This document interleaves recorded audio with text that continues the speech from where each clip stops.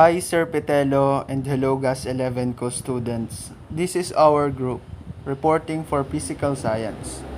And today's lesson is all about solar and lunar eclipse. In this topic, we will tackle and describe solar and lunar eclipse. And Mr. Ron Mamaril will discuss this to us.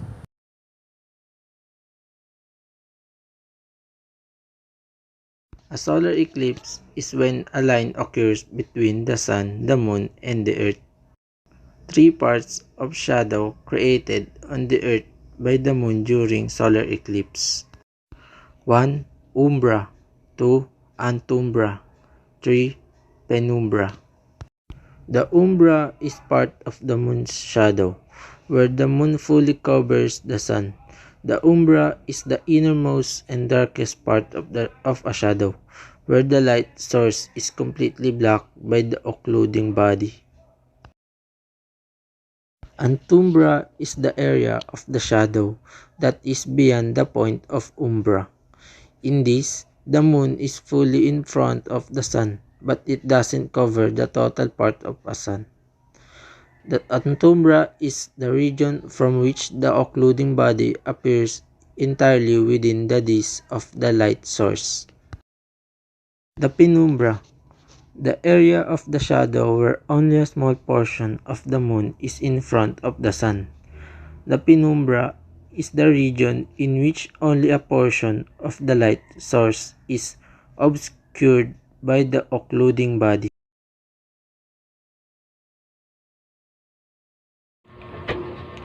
Fact about solar eclipse. There are between 2 to 5 eclipses in any given year. It means that 2 to 5 eclipses can happen in any given year. Number 2. The longest total solar eclipse was about 7.5 minutes. It means that 7.5 minutes was the longest solar eclipse. Number 3. We cannot see total solar eclipses from the north and south poles. It means that in the north and south poles, we cannot see solar eclipses there. Number 4. Total solar eclipses occurs on average of 1.5 years. It means that average of 1.5 years when only solar eclipse occur. Lunar eclipse. The Earth's move between the Sun and the Moon, blocking the Sun's light and causing the moons to glow red. Lunar eclipse geometry. This shows the geometry of a lunar eclipse when the Sun and Earth occur precisely aligned. A lunar eclipse will occur. During an eclipse, the Earth blocks sunlight from reaching the Moon, and Earth creates two shadows, the outer pale shadow called the penumbra and the dark inner shadow called the umbra. And umbra, the dark inner portion of the shadow cone. Penumbral, the lighter outer portion of the shadow. Types of lunar eclipses. Total lunar eclipse. When the moon passes completely into the umbra or total shadow of the earth. Partial lunar eclipse. Occur when the moon does not fully move into the umbra. Penumbral lunar eclipse. When the moon passes only through the penumbra or partial shadow. They are barely visible.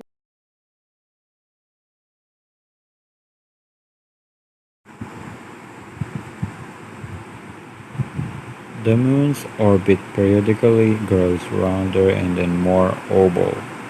It is never a perfect circle. The point at which it nearest Earth each month is called its perigee. This varies throughout the year. The point at which the moon is farthest from the Earth each month is called its apogee. This varies throughout the year as well, and that's also the difference between perigee and apogee. In the recent times, the news media has taken to calling full moon as near perigee, a supermoon because it's nearest to Earth, causes the moon to appear bigger and brighter. This effect can be enhanced by what we call the moon illusion. Perigee, Perigee and apogee also affect the tides during the final quarter of 20th century. The moon was close to the Earth as 216,500 miles surface to surface.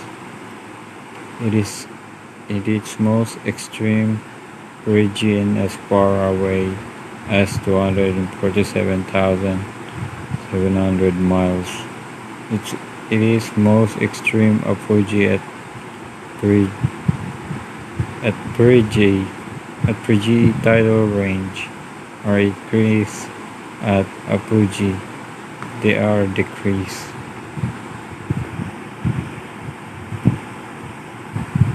Thank you to all our presenters. You did very well. And to summarize our report on describing solar and lunar eclipse, para matunghayan natin ang mga perspektibong bagay, narito ang relative size of the Sun, the Moon, and the Earth. Ang araw ay 400 doble ang laki sa buwan. Para malaman natin ang katotohanan, narito ang actual distances between them. The Sun is also about 400 times further from the Earth than the Moon is. This is why the Sun and Moon appear to be about the same size in the sky. The Moon's orbit is actually not a perfect circle. It's in the shape of an eclipse. When it's closest to the Earth, we call it perigee. And when it's farther away from the Earth, we call it an apogee. According to Mr. David, our recent presenter, ito ay maliit lang na diferensya pero ito ay sakto lamang to cause the moon to grow and shrink na nakikita natin dito sa mundo. At ngayon tunghayan natin ang mga kakaibang pangyayari ng ating buwan. Each time a new moon happens, there's a chance that the moon will block the sunlight and cause a shadow to appear on a portion of the earth.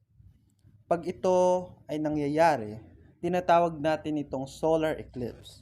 This is also according to Mr. Ron Mamaril on his topic just recently. And according to Mr. John Baraza, the reverse can also happen. Each time we have a full moon, there's a chance that the earth will block the sunlight from reaching the moon. At ito ay tinatawag natin na lunar eclipse. Siguro maraming nagtatanong dito sa atin kung bakit wala tayong solar eclipse and a lunar eclipse every month. Ang sagot ay as the earth orbit around the sun is not in the same plane. Plane we referred it as the ecliptic. As the moon's orbit around the earth, that's why we don't have a solar eclipse and a lunar eclipse every month. The moon doesn't orbit on the same plane. It's tilted by about 5 degrees. This means that most of the time, the moon passes above or below the sun as seen from the earth. We can map out two invisible points in spaces where moon's orbit crosses the ecliptic. We call this the lunar nodes. This was also based to Mr. Kabigayan's topic, lunar nodes. By the way, for additional knowledge, is the lunar nodes are the two points where the moon's orbital path crosses the ecliptic, the sun's apparent yearly path on the celestial sphere. When they lined up with the sun, earth, and moon, that's when a solar eclipse or a lunar eclipse will occur. This is referred to as an eclipse season. Ito ay nangyayari 2 beses sa loob ng isang taon. During an eclipse season, walang garantiya na may makikita tayo kahit anong bagay. Sa ganitong eksena sa solar eclipse, the moon may pass slightly above and below in the sun and give us a partial solar eclipse. Ito ay hindi gaano nagbibigay ng sobrang dilim kaya nakikita natin ito sa kalangitan mismo. When the moon entirely crosses the sun, we will be able to see it. Kung ang buwan ay malapit sa apogee, then it will appear smaller and will get what's called an annular solar eclipse. Kung ang buwan naman ay malapit sa perigee, then it will appear bigger and will get what's called a total solar eclipse. Even we, even if we were in the right spot on the Earth, the longest we'll able to see a solar eclipse is about 7 minutes. We'll need to be under the umbra, which is the darkest part of the moon's shadow. For a lunar eclipse, the Earth is the one casting the shadow. We may see a partial lunar eclipse or a total lunar eclipse. This can be seen from anywhere on Earth where it's night, kung saan tumatagal ito ng halos isa or lagpas sa oras, and this is also based to Mr. Baraza's report. Take note guys, for about an hour, the moon will appear red because of the sunlight bending around the Earth. This is where the term blood moon comes from. So that's it. And my group hopes that we will able to add you such knowledge, particularly in solar and lunar eclipse. Thank you for listening to us, and God bless everyone.